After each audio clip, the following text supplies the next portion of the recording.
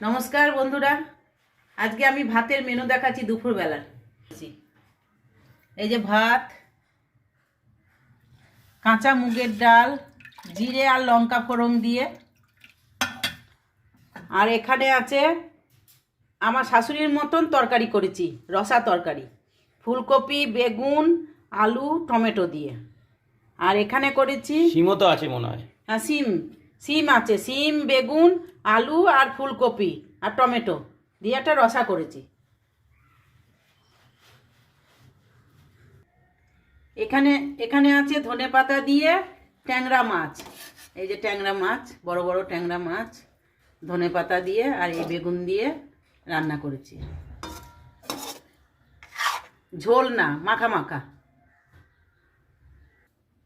অবশ্যই জানাবেন আজকের মেনুটা আপনাদের কেমন লাগলো।